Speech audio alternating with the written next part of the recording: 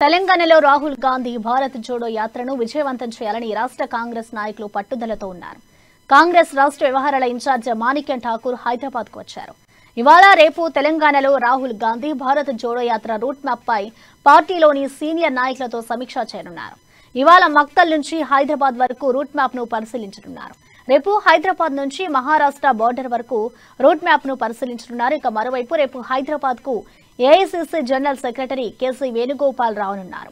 Party ముఖ్య నాయకులతో KC Venugopal Thakur సమావేశం కానున్నారు.